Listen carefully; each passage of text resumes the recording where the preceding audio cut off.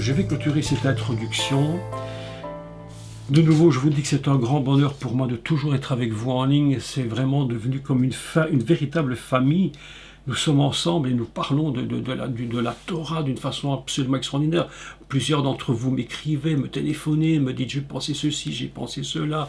Et je prends note de tout, je vous assure, je prends note de tout parce que je n'ai aucune prétention d'être le plus grand ni le meilleur, de tout savoir, de tout connaître, pas du tout, du tout, du tout. Ce n'est qu'une recherche très longue et à petits pas que nous faisons tous ensemble. Aujourd'hui, nous sommes dans cette période. Vous l'avez entendu, bien entendu, c'est ce qu'on appelle Yom HaShoah, le jour de la Shoah, où on se souvient de ce qui s'est produit il y a maintenant des dizaines d'années lorsque l'extermination des Juifs ici a été faite de telle façon qu'on a voulu exterminer définitivement ce peuple de la terre. Je vois que l'esprit de Esav continue d'agir dans le monde et que le monde, évidemment, ne comprend pas l'importance d'Israël et qu'inconsciemment, ils ont décidé la destruction de ce peuple.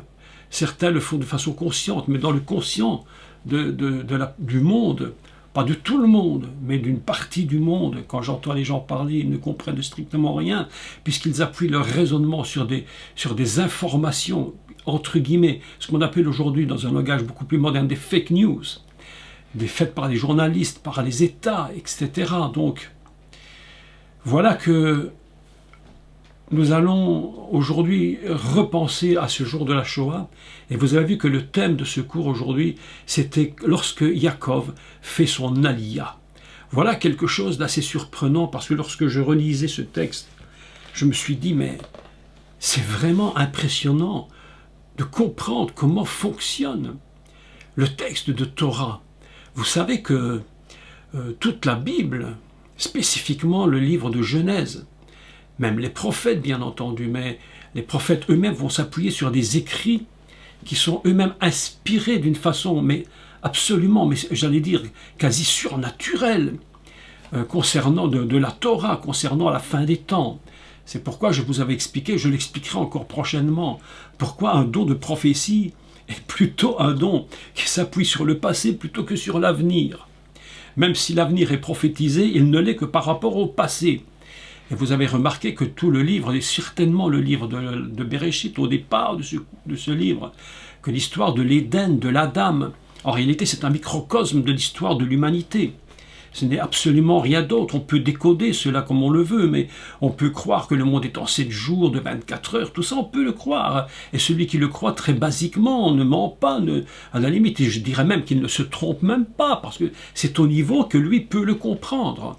Et tout le monde, et je le sais très bien que tout le monde n'arrive pas au niveau de comprendre les secrets des décodages, du dévoilement de la Torah. C'est compliqué pour beaucoup.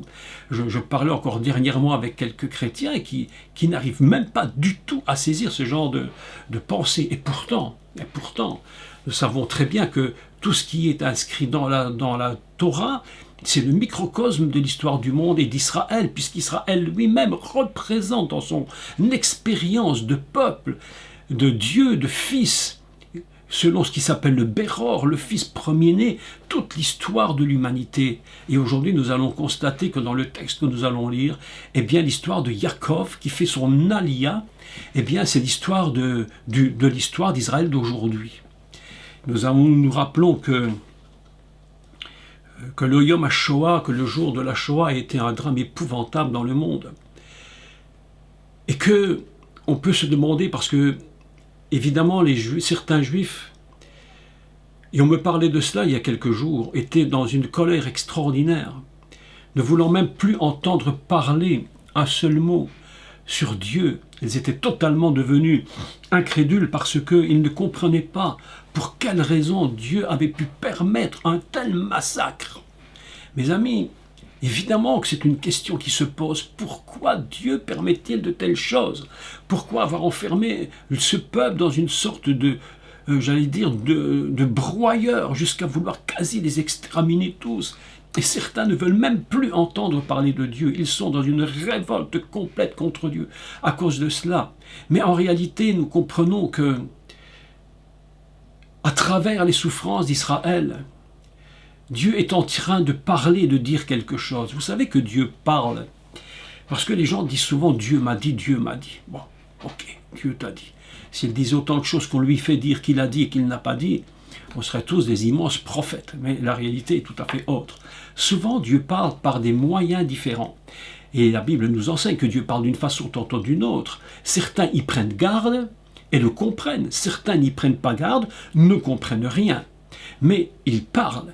Et souvent, il parle à travers des circonstances. Et une des grandes circonstances qui était, est-ce que j'oserais dire, équivalente, c'est peut-être pas le bon terme, je ne sais comment l'exprimer, c'est tellement complexe, une force équivalente dans le négatif, dans l'atrocité que représente la Shoah, sera d'une force équivalente à ce qui va se reproduire dans la naissance d'Israël. C'est absolument impressionnant à dire, peut-être très difficile même à comprendre, mais que la volonté de détruire ce peuple d'Israël est équivalente à sa reconstruction dans la terre d'Israël. Vouloir détruire ce peuple jusqu'à l'exterminer a produit une naissance surnaturelle.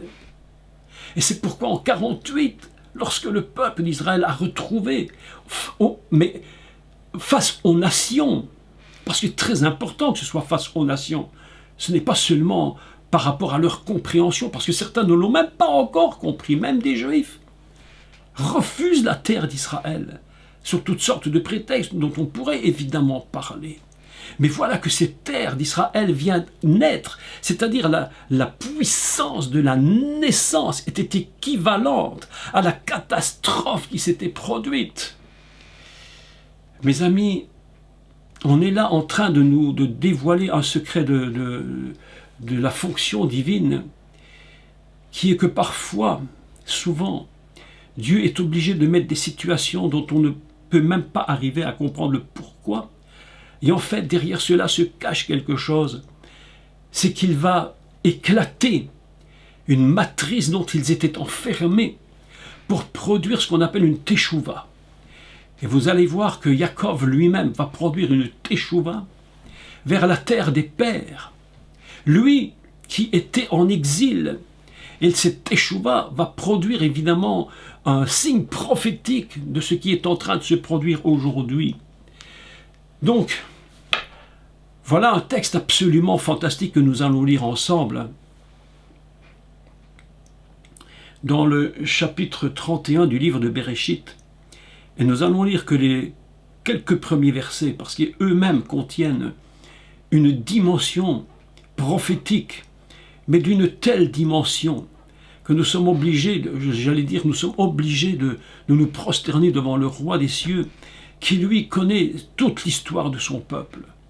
Et nous allons comprendre le pourquoi de ce texte. Évidemment qu'on peut le comprendre uniquement dans l'idée de ce qui s'est passé il y a quelques milliers d'années. Mais pour Dieu, ce qui s'est passé il y a quelques milliers d'années, c'est l'histoire de l'humanité.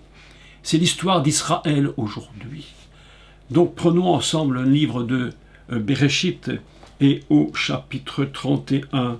Et nous allons donc lire ce texte, les quelques premiers versets, qu'ils ne sont pas évidemment très longs. Les deux premiers versets contiennent en eux une dimension, une quantité de données absolument fabuleuse, mais il faut le lire en hébreu et expliquer ce texte à partir de l'hébreu. Alors, je reprends mon texte. Voilà. Il est écrit que, je le lis, si vous avez votre Torah, donc je vous laisse le temps de l'apprendre, d'accord? Ou votre Bible en français si vous l'avez. Et si vous avez vos papiers pour écrire, prenez des notes.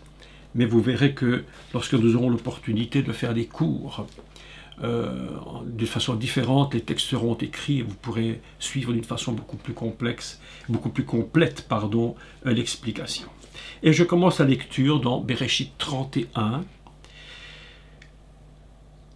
au verset 1. Yaakov entendit les propos des fils de Lavan, qui disait « Jacob a pris tout ce qui était à notre père, et c'est avec le bien de notre père qu'il s'est acquis toute cette richesse. » Jacob vit aussi le visage de Lavan, et voici, il n'était plus envers lui, que je traduis littéralement maintenant, parce que ici en français c'est comme auparavant, mais c'était en hébreu on dit comme hier et comme avant-hier. Hein? C'est intéressant cette traduction, hein? C'est formidable le texte. Hein? Il vit que son visage n'était plus envers lui comme hier et comme avant-hier, c'est-à-dire que ça nous remet dans un système de temps vraiment où Jacob va retourner très très loin, il va se souvenir de tout ce qui s'était passé hier et de tout ce qui s'était passé avant-hier. Donc, le premier mot dont il est écrit ici, donc en hébreu dans ce texte, il entendit Seva Ishma et Diber. Alors, je reprends les textes. Vaishma et divré. Vaishma, vous connaissez le mot. C'est quand on dit le mot Shema Israël. Écoute Israël. Vous savez, dans la confession de foi des Juifs, écoute Israël, l'Éternel notre Dieu, l'Éternel est un. Eh bien, Vaishma, ici, c'est il a entendu. Il entendit, donc, divré les propos, les paroles, donc, des fils de Laban. Le mot Vaishma dans sa racine elle-même, il a entendu, on peut aussi le traduire par ce qui s'était dit par les fils de Jacob, il a compris ce qui était en train de se produire. Vaishma, toujours la même racine, peut signifier également obéir. Il y a donc trois idées dans le premier mot. Donc comment voulez-vous que l'on puisse véritablement traduire ce texte en français? Impossible. Si on veut le comprendre, on est obligé d'expliquer les trois bases, les trois traductions de cette racine hébraïque, où on pourrait dire Jacob entendit évidemment les paroles. On pourrait aussi de traduire Jacob comprit les paroles. Mais les comprendre peut probablement pas dans le sens de dire j'ai entendu, j'ai compris ce qu'on me dit, bien sûr, vous me comprenez, mais comprendre avec ce qui peut être caché derrière le mot. Jacob entend des paroles et il saisit. Alors, il va comprendre ce qui est en train de se produire, de ce qui est en train de se tramer. Parce que c'est véritablement ça qui se trame. Il y a un complot qui est en train de se mettre en place. On a toute une idée qui est cachée dans le mot Vaishma. Il entendit Jacob. Il comprit ce qui était en train de se produire derrière les mots. Et l'idée suivante, c'est à cause de cela, il va avoir une décision qui va se prendre, je dirais, dans l'obéissance. C'est pourquoi on voit que Jacob, dans tout ce contexte, depuis qu'il est chez Lavan, 7 ans pour Rachel, 7 ans pour Léa, il va encore rajouter des années, 6 années. Il est là près d'une vingtaine d'années en exil. Il avait quitté la terre suite au problème avec son frère Esav. Il est parti, il s'est exilé. Donc, il entendit les paroles, il les a compris et une idée va venir chez lui. Et cette idée va se concrétiser lorsque l'Éternel, lorsque Yahvé va lui dire « Retourne, fais une teshuva ». Le mot qui va être utilisé, c'est réellement le mot « chouv », c'est-à-dire « retourne dans le pays de tes pères ». Donc, les fils de Lavan, eux, sont en train de méditer, parce qu'ils se rendent compte de... Mais avant d'aller plus loin, réfléchissons une seconde sur les fils de Lavan, parce que Lavan a des enfants, il a engendré. Et Lavan, c'est un mot très surprenant. Parce que Lavan signifie, si vous pouvez le dire en français, et ce qui existe en français d'ailleurs, c'est Monsieur Leblanc. Alors, c'est surprenant parce qu'on a l'impression que c'est un monsieur dont la conscience par rapport au récit que nous allons expliquer, ne semble pas du tout être affecté. Il est blanc. Et il a des fils lui-même. Si c'était dans notre génération, ben, tous les fils s'appelleraient tel prénom, Monsieur Leblanc. Et comme vous appelez d'un tel nom, moi je m'appelle Collant, tous mes enfants se sont appelés Collant. Donc, ils ont eux-mêmes quelque chose de très surprenant par rapport à ce mot blanc. Lavan, c'est quelque chose qui signifie aussi un voile, quelque chose qui cache, c'est un monsieur qui cache quelque chose, mais on a l'impression, d'après son nom surprenant, que c'est un monsieur qui a une conscience qui semble ne pas être très dérangé d'ailleurs, pas très dérangé. Il va beaucoup faire de contrats avec Yaakov. Il va lui dire, écoute, je t'ai donné, tu vas quand même pas travailler pour moi gratuitement, tu es chez moi depuis 1 mois, tu comprends, mais vous savez, 1 mois c'est rien, 1 mois, mais lui il dit, t'es ici depuis 1 mois, tu vas quand même pas venir manger à ma table, tu vas quand même pas profiter de ma maison, et puis tu vas faire ça gratuitement. Alors non, ça c'est pas possible.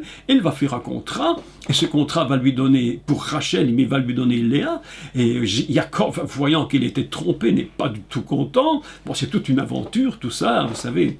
Vous savez, lorsqu'on rentre avec des gens comme M. Lavan, qui ont des consciences très bizarres, ils paraissent très blancs, en fait, ils sont tout à fait voilés et tout à fait, je dirais, plus que gris. Il faut toujours faire très attention à ce qu'ils nous proposent, parce qu'on ne sait jamais. Voilà que Yaakov se fait complètement avoir à ce niveau-là. Il va refaire de nouveau un contrat. Il lui dit, écoute, si tu veux, mais tu peux avoir Rachel, mais refais-moi encore cette année. Le gars est là pour 14 ans. Vous imaginez, c'est un peu inimaginable. Et puis, Yaakov lui-même va rajouter quelque chose d'année. Et c'est là très intéressant à ce niveau-là. Donc, voilà que M. Lavan est très surprenant parce que c'est un monsieur qui cache quelque chose. Et c'est une conscience qui paraît blanche, mais en réalité, c'est une conscience voilée. Il y a quelque chose derrière la tête. Ce monsieur n'est pas clair du tout. Et lorsque Yaakov va partir, il va le pourchasser pour le retenir. D'un côté, il dérange énormément, et d'un autre côté, il va essayer de le retenir, parce qu'il se rend bien compte que s'il part, il va quand même perdre quelque chose de très puissant. Vous savez, lorsqu'on chasse Yaakov, on chasse aussi la bénédiction qui est avec lui. Les gens ne comprennent pas cela. Lorsqu'ils veulent plus que les Juifs soient dans leur pays, qu'ils vont les chasser, ils vont les exterminer, ils ne se rendent pas compte que la bénédiction elle-même, ils la détruisent. Parce que même Israël, mes amis, même Israël dans son exil, il porte en lui l'appel de Dieu, et cet appel de Dieu produit de la richesse, produit de la bénédiction. Alors je ne dis pas, mais bien entendu, et on le répétera 1 milliard de fois, que tous les Juifs ont été au top niveau de la perfection, pas du tout. Mais néanmoins, je parle du principe biblique, lorsque quelqu'un est béni, et que tu chasses la bénédiction, quand tu chasses la personne, tu chasses la bénédiction. C'est pourquoi je vous disais, celui qui chasse le Messie ne chasse pas qu'une part du Messie, il chasse tout le Messie. Ne venez pas me raconter, je disais l'autre jour à des gens, vous ne voulez pas ça du Messie, vous ne voulez pas ça de lui, mais vous voulez le reste. Quand tu chasses quelqu'un, tu chasses tout. C'est pourquoi Yeshua lui-même va dire, lorsque tu reçois un prophète en qualité de prophète, tu as une bénédiction de prophète. Mais si tu chasses le prophète, tu perds ta prophétie. Si tu chasses l'évangéliste en qualité d'évangéliste, mais tu perds le principe de la bénédiction et de la grâce. Ne viens pas me dire après que tu as encore de la grâce. Ton comportement te fera recevoir ce que tu mérites. Alors je lis ce que Daniel et Véronique nous disent, vous voyez, parce que bon, c'est toujours intéressant. C'est pourquoi les chroniques sont fort intéressants, parce que on peut partager. C'est ça le grand secret. Il dit que toutes les lettres de Laban ont fait Naval, ou Nabal, le premier mari d'Abigail, qui était le méchant. Alors vous imaginez ce texte, c'est pourquoi il s'appelle Laban, le voile, ce qui cache complètement. En réalité, c'est un méchant, mais il fait croire qu'il est gentil. Et nous allons constater que cette histoire de cet exil, c'est l'exil de Jacob. On continue. Donc, ici, le texte est formidable parce qu'il dit... attendez, je reprends mon texte. Alors voilà, il entendit les propos ou les paroles Bnei Lavan, les fils de Lavan, Vayomer, Lakar, disant, Jacob a pris et kol asher les avinu. Il a pris tout ce qui était à notre père. Et tout ce qui était notre... Alors j'arrête là, il a pris tout ce qui était à notre Père. Voilà l'idée qui se dégage premièrement de l'idée de Jacob, de Yaakov. Il a tout pris. Et le mot ici hébreu, c'est asa et kol. L'asa et kol, akavod, azé. Il a pris tout ce qui était comme richesse à notre Père, tout ce qui était à lui. Mes amis, le mot ici, kol, c'est absolument important, parce que le mot kol, qui signifie tout, veut dire qu'en fait, dans la tête des fils de Lavan, Yaakov, c'est lui qui les a dépouillés. Et c'est un bon prétexte, c'est un excellent prétexte pour dire que Jacob a tout pris. Regardez l'histoire des Juifs. Depuis des générations, j'allais dire des siècles, mais alors ce dernier siècle était impressionnant lorsqu'on accusait les Juifs. On disait que ces Juifs, c'est eux qui avaient tout pris ce que les gens possédaient. On a voulu d'ailleurs les dépouiller de tout ce qu'ils possédaient. On leur a volé leurs biens, on les a spoliés, on les a arrêtés. Je voyais une émission hier à la télévision sur justement la Shoah, comment on les avait arrêtés, puis on avait pris tous leurs biens, leurs richesses, leurs trésors, leur argent, leurs peintures de maître. On a tout pris, on a tout caché. Les nazis avaient tout pris. Pourquoi? Parce qu'ils disaient, mais ils nous ont tout pris. C'est le prétexte. Si tout va mal, c'est à cause d'eux, c'est à cause des Juifs. Si tout va mal chez Lavan, si tout va mal, c'est parce que Yaakov a tout pris, tout ce qu'il avait fait. Alors c'est absolument, on dit à ça, il a fait, c'est lui qui les a fait, il les a pris, il nous a dépouillés, tout ce qui était dans notre héritage, les Juifs ont tout pris. Et c'est exactement le texte qui est écrit ici concernant Yaakov. Les fils de Lavan ont une idée derrière la tête. Ils sont en train de comploter, ils sont en train de monter un coup inimaginable. Je me demande, c'est qu'une idée que j'ai, mais je me demande réellement si Yaakov était resté chez Lavan, si les fils de Lavan n'auraient pas fini par trouver une solution pour l'exterminer. Et je crois que oui. C'est mon opinion, c'est écrit nulle part. Mais je crois que oui, parce que lorsque on devient dans une sorte d'antisémitisme incroyable, sans raison. Mais vous savez, il est écrit, le mot utilisé est absolument magnifique. Il dit Asa et kol akavod azé. Les choses, donc littéralement traduit, il a fait toute cette richesse-ci. Autrement dit, lorsqu'ils le voient, ils se rendent bien compte que sur Yaakov, mais il y a une bénédiction qu'il n'y a pas ailleurs. Il a fait, à ça c'est il a fait toute la richesse, à Kavod, la richesse, Azé, celle-ci, celle qu'il voit. Et ça, mes amis, les fils de Yaakov, les fils de Lavan, ça ils ne peuvent pas le supporter. Il dit, il a dépouillé notre père. Eh bien, regardez le texte de Torah, absolument extraordinaire. Est-ce que ça, ce n'est pas prophétisé? Est-ce que ce n'est pas le texte le plus prophétique sur l'état d'Israël? Ce qui s'est passé dans cette période de ce qu'on appelle la Shoah, le drame qui s'est produit. Et c'était toujours la même histoire. C'était les Juifs qui étaient coupables. Ils avaient trouvé des moyens. Et en plus, mais mes amis, en plus, il faut quand même qu'on sache que depuis le Moyen-Âge, c'était les Juifs à qui on avait donné la responsabilité de prendre les impôts. Parce qu'évidemment, les contrôleurs d'impôts, pour vous, je pense comme pour moi, on ne les aime pas trop. Bon, on ne va pas leur faire du mal, mais quand même, on n'aime pas trop qu'ils nous prennent tout. Vous voyez ce qui se passe en France aujourd'hui avec les impôts, c'est la grande bagarre. Pourquoi? Parce que les contrôleurs d'impôts, c'est dérangeant. Donc, on a dit que les Juifs le fassent. Mais les Juifs, n'étant pas stupides, évidemment, ils se sont dit, pour tout travail mérite salaire, puisqu'il mérite salaire, prenons la part qui nous revient. Évidemment, ils se sont enrichis, et le temps est venu, et on les accuse à la limite de quelque chose qu'on leur a donné, qu'on leur a proposé de faire. Mais il y a derrière cela un antisémitisme qui se crée, et cette richesse qu'ils se sont acquises. C'est pourquoi le verbe est à ça. Le verbe, il a fait, Jacob. Il a fait, Et il s'est enrichi. Il a pris toutes ses richesses ici. Ça, c'est insupportable. Mes amis, le monde ne supporte pas. Une chose est certaine. Et ça, je le constate tout le temps. Et je pense que chacun d'entre nous l'avons constaté. On ne supporte pas, surtout dans nos pays européens. C'est un petit peu différent aux États-Unis. C'est un peu, la mentalité est un peu différente. Mais c'est dans nos pays européens, et je suis convaincu, on ne supporte pas le succès. On ne supporte pas que quelqu'un réussisse. Si, vous savez, je ne dis pas que tous les succès sont des succès mérités.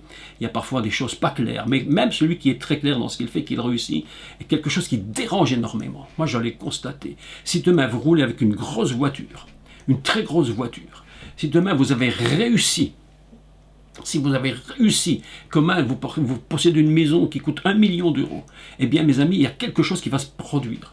Vous devenez vraiment un sujet de jalousie extraordinaire. Vous savez qu'un des grands problèmes d'Israël, c'est que le monde est jaloux de lui.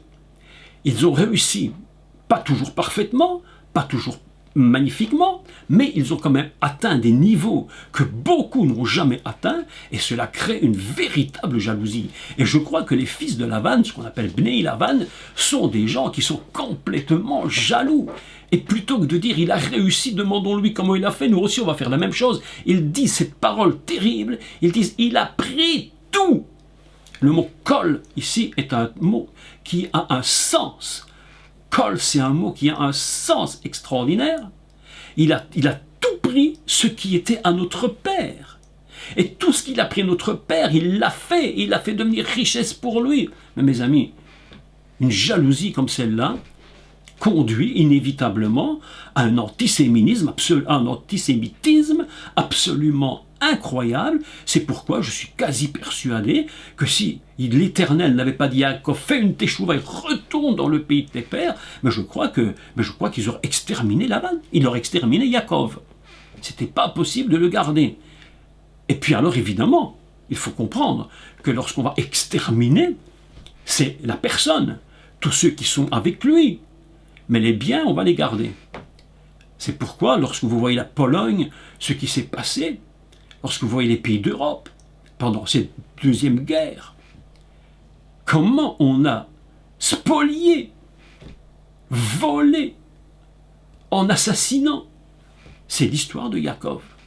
C'est pourquoi j'avais écrit au début le titre « Un récit extrêmement prophétique ». Maintenant, il faut expliquer le mot qui était traduit par richesse.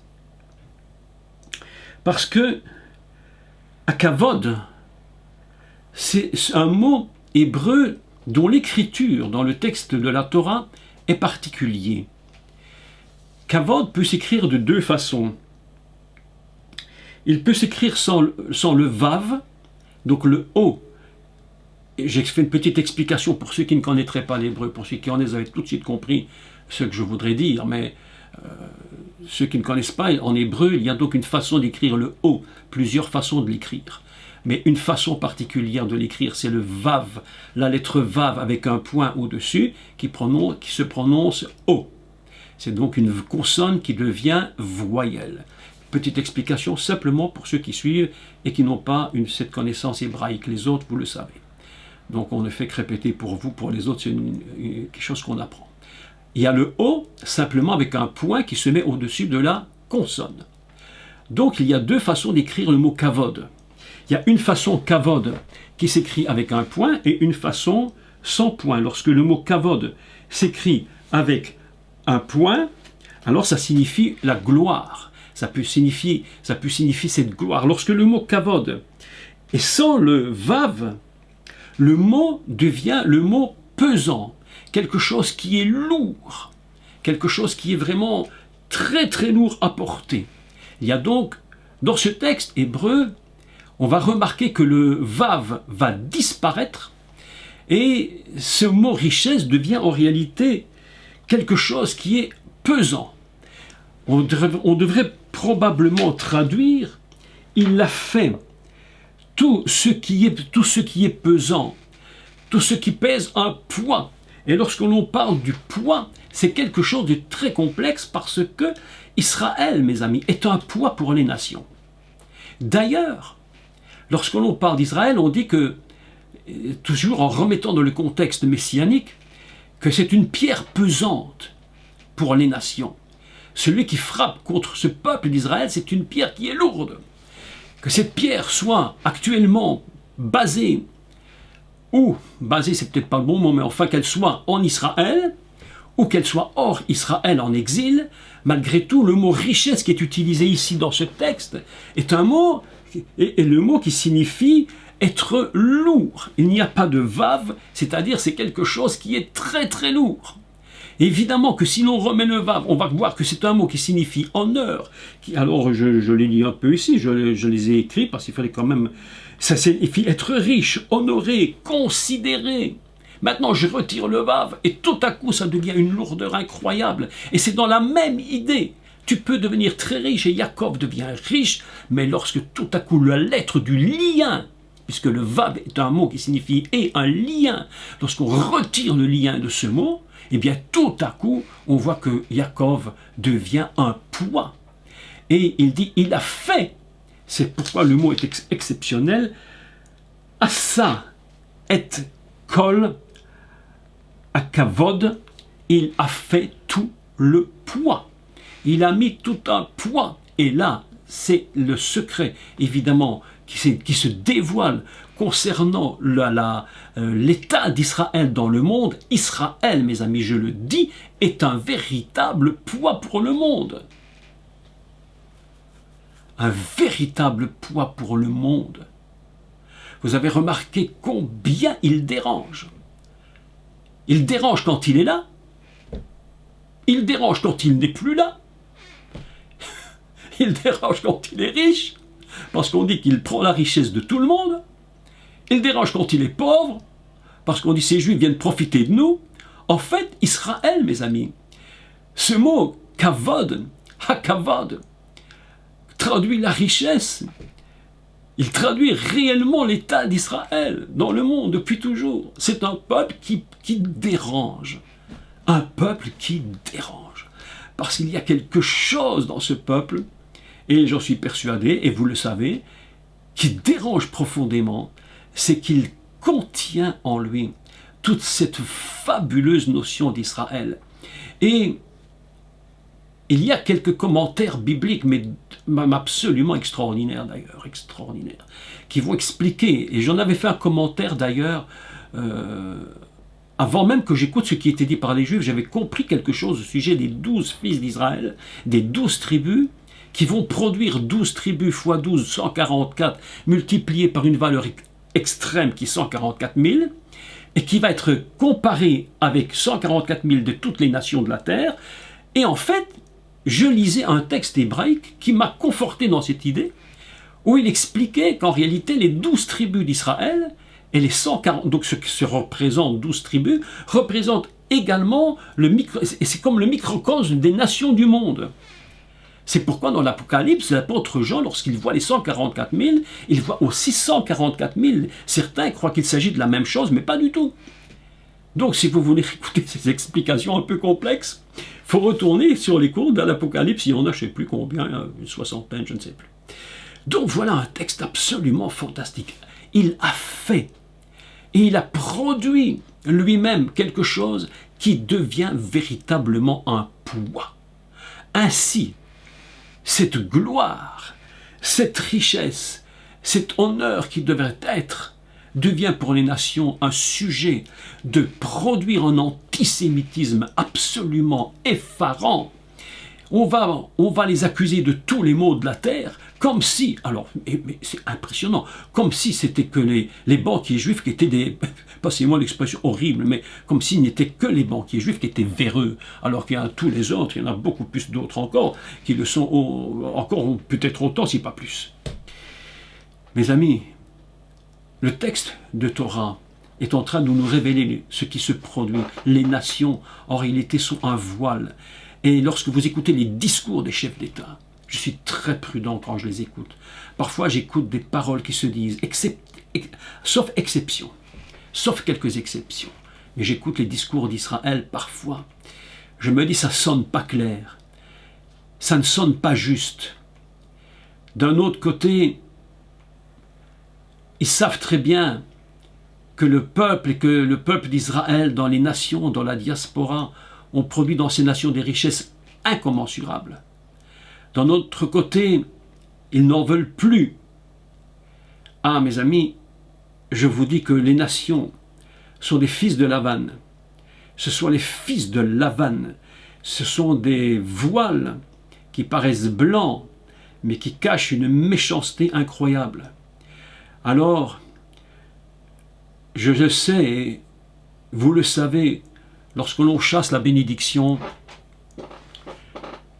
le malheur s'abat sur la nation, peut-être pas tout de suite, ça peut prendre un peu de temps, peut-être des années, peut-être des dizaines d'années, mais un jour, les nations qui ont voulu la destruction de Yaakov, Israël, mes amis, un jour ou l'autre, elles payent le prix. Et nos nations, je me suis posé la question, est-ce que c'est simplement une bonne réflexion ou pas? Je me pose la question, très sincèrement. Est-ce que l'état de nos peuples aujourd'hui, est-ce que l'état de la France, est-ce que l'état de la Belgique, de l'Europe et du monde, là où on a véritablement été des exterminateurs, pas nous, mais les peuples lui-même, les politiques et toutes ces idées mauvaises qui ont été mises, n'ont pas été le départ de la catastrophe que nous connaissons aujourd'hui? Je m'en demande. Quand ils sont là, on les utilise. Quand ils ne sont plus là, on les regrette. Et quand on les regrette, de nouveau on les déteste. C'est ce qui se passe avec Yaakov. C'est pourquoi le texte de Torah est absolument clair. Il parle de Lavan, il donne l'image, le nom, et il dit ce sont les descendants, les fils de Lavan, Bnei Lavan. Et c'est pourquoi le texte continue, et c'est très intéressant, et la traduction n'était pas très belle, il n'était plus envers lui comme auparavant, le texte nous dit, il n'était plus envers lui comme hier, et comme avant-hier, c'est-à-dire, il vit que le visage, et à quel moment Yaakov s'est rendu compte que quelque chose était en train de se produire, c'est au moment où il voit que le visage de Lavan a changé envers lui. Tant qu'il a un beau sourire, ben tout le monde est content. Restons en diaspora. L'exil n'est pas dérangeant. Aussi longtemps qu'on t'aime, qu'on te regarde. Moi, j'ai compris certains principes très importants ces dernières années. Vous savez, mes amis, pour réexpliquer mon histoire très courtement, sans vouloir me comparer à Jacob, évidemment, encore que faisons partie de cette expérience-là, mais à notre niveau personnel. Vous savez que lorsque nous sommes chez des gens qui vous reçoivent, au début, ils peuvent beaucoup vous aimer, et vous vous rendez compte qu'après quelque temps, ça peut durer une semaine, 15 jours, un mois, peut-être un petit peu plus, tout d'un coup, les gens se retournent contre eux, contre vous. Et vous remarquez que leur visage est en train de changer. Cette expérience, nous l'avons faite à maintes reprises, mon épouse et moi-même. Les gens qui nous recevaient, à un moment donné, vous voyez leur visage qui change. Au moment où vous voyez le visage qui change, vous entendez des choses qui se disent. Et lorsque vous vous entendez, que vous voyez cela, vous savez que c'est le moment où il va falloir faire votre retour. Il va falloir partir. Si vous restez, ça va tourner à l'exaspération. Ainsi, Jacob se rend compte que Lavan n'a plus le même visage. Je suis en train de lire tous vos commentaires en même temps. Hein. Voilà, je les lis en même temps. Voilà. Alors oui, je lis tout ce que vous dites, hein, c'est exactement vrai. C'est vrai qu'on a demandé pardon, on a beaucoup demandé pardon pour ce qui était fait. Je crois qu'à un moment on l'a fait, mais il y a des conséquences qui resteront par rapport à ce qui était fait. Et aujourd'hui, je crois que nos nations ont vraiment besoin je pense, de revenir à Dieu, voilà, de revenir à Dieu et de comprendre ce qui se passe, non pas par rapport à un fait seulement, mais par rapport à Dieu lui-même. Donc, le visage de Lavan a changé. Première chose que l'on peut dire, et j'en trouve 4. Il est dit, l'Éternel dit à Yaakov. Qu'est-ce qu'il dit? Et qu'est-ce qu'il va se décoder par rapport à ce que l'Éternel dit à Yaakov? Vayomer Yahvé el Yaakov. Il a dit, l'Éternel à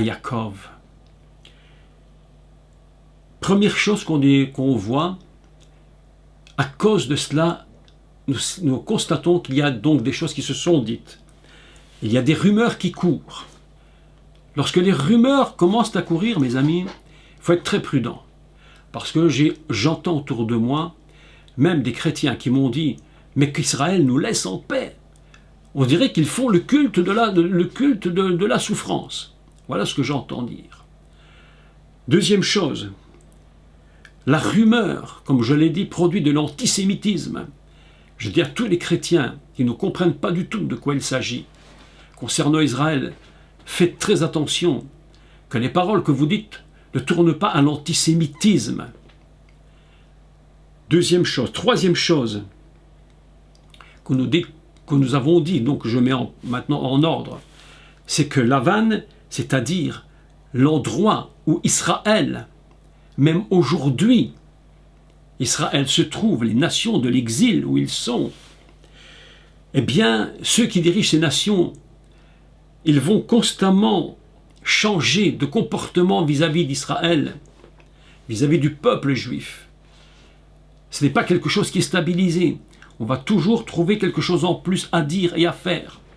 Les nations sont choquées lorsqu'il se passe des drames avec Israël, parfois, mais en réalité, je me demande vraiment s'ils ne sont pas en train de mettre en place quelque chose d'encore pire.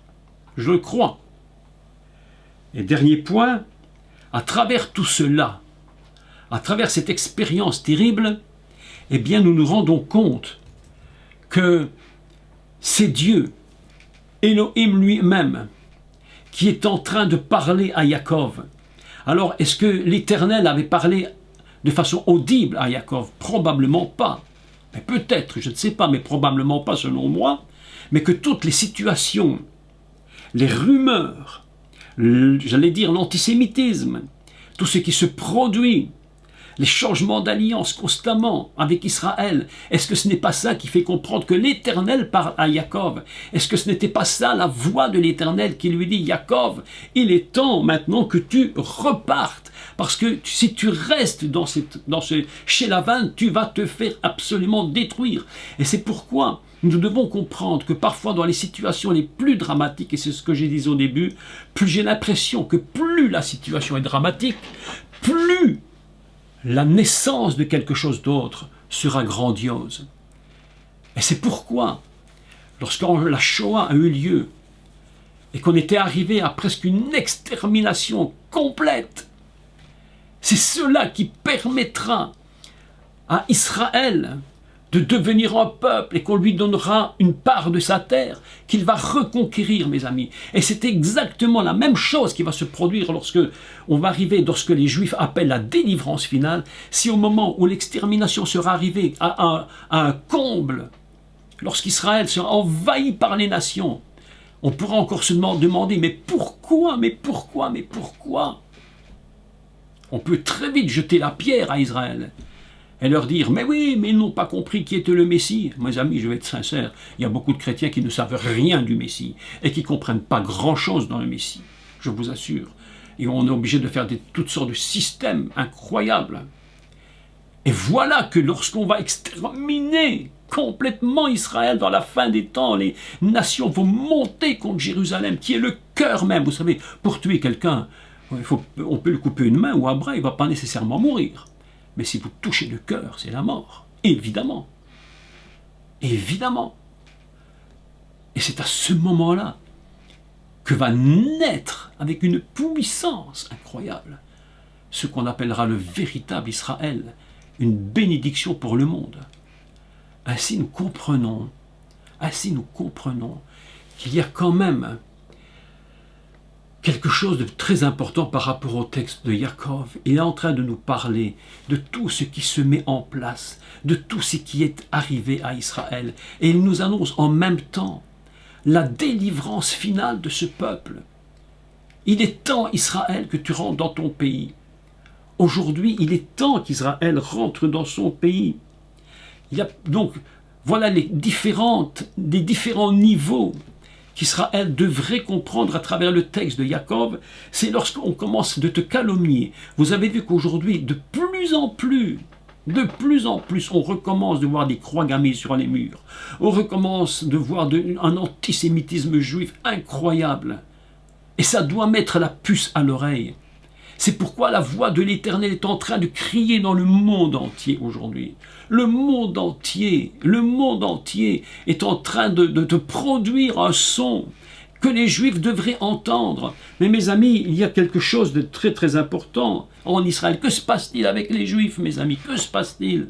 Pourquoi ne rentrent-ils pas dans leur pays? Mais très simplement parce que lorsqu'on a été dans la diaspora, en exil pendant tant et tant et tant de siècles, on est à 2000 ans, 20 siècles, 20 siècles. Mes amis, évidemment qu'on a pris des habitudes. Israël, dans la diaspora, il a fondé des familles. Il a fait du business, il s'est enrichi. Il s'accommode très très bien de la situation dans la mesure où il a son confort. Aujourd'hui, lorsqu'on parle d'un juif, qu'est-ce que l'on dit? On dit c'est un juif français. C'est incroyable. Mais l'expression même est absolument hallucinante. On ne dit pas c'est un belge juif, on ne dit pas c'est un français juif. On commence toujours par dire c'est un juif français, un juif américain, un juif belge. D'abord on dit qui tu es et après on te rajoute quelque chose comme pour dire mais en fait t'es juif, mais t'es devenu français, mais en fait t'es quand même qu'un juif.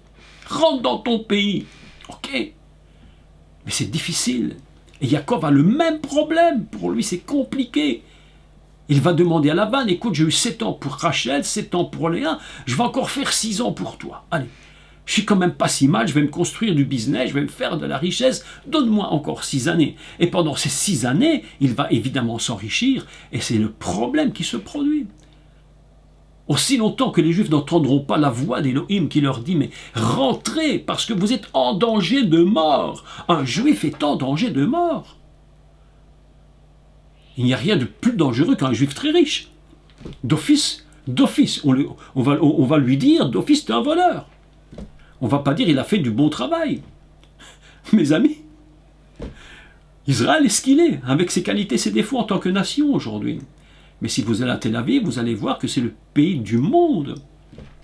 La ville du monde, Tel Aviv, au monde, où il y a le plus de start-up. C'est impressionnant. Impressionnant. Lorsque l'on voit que, oui, Claire nous rappelle qu'il y a seulement un cinquième des enfants d'Israël qui sont sortis d'Égypte. Pourquoi? Parce qu'ils s'y étaient fait à ce pays. Lorsqu'ils étaient en Babylone, seulement une part est revenue. Parce qu'ils s'étaient fait à cela. Mais aujourd'hui, les temps sont extrêmement dangereux. Et l'histoire de Yaakov nous le dit. Faites attention. Lorsque vous entendrez les calomnies, lorsqu'il y aura de l'hostilité contre vous, Dieu t'appelle à faire ton alia.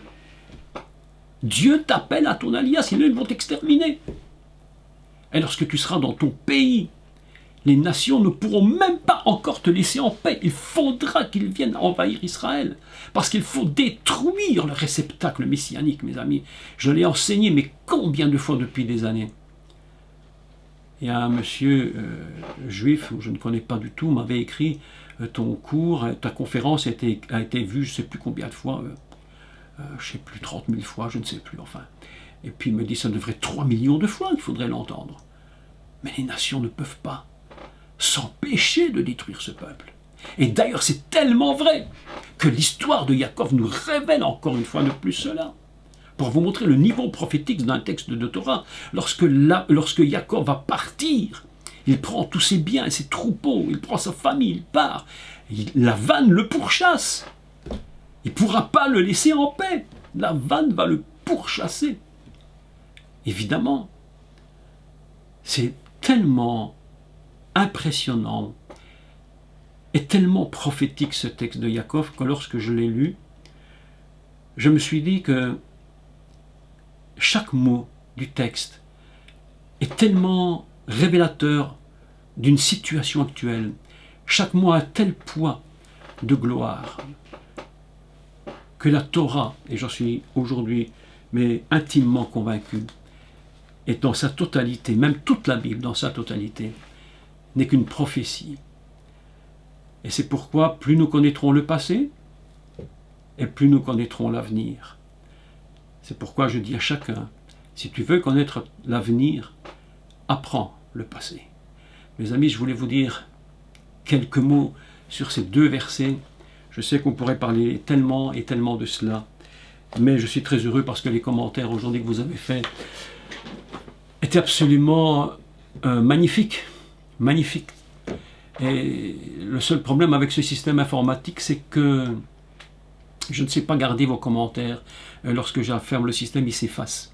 Les commentaires s'effacent. Autrefois, avec l'autre système, je pouvais les garder et puis les revoir ici s'effacent, mais je n'ai pas le choix.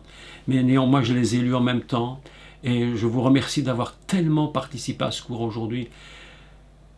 Voilà, je lis tout ce que vous me dites avant de fermer. Voilà, c'est absolument magnifique. Oui, c'est vrai ce que dit Claire, les Juifs sont habitués à la persécution, ne voient pas le danger. Et l'histoire pourrait se répéter, mais je crois qu'elle se répétera. Je crois qu'elle se répétera peut-être d'une manière un peu différente. Mais enfin, voilà 2 versets du livre de Bereshit qui sont absolument toute l'histoire que nous connaissons aujourd'hui. Et la semaine prochaine, je voudrais vous parler dans le thème prochain, ce sera la naissance de Benjamin et pourquoi lui n'est pas né en Israël, pourquoi tous ses frères sont nés, pourquoi tous ses frères sont nés en exil et que seul Benjamin est né sur la terre d'Israël. Ce sera le sujet de notre prochaine rencontre.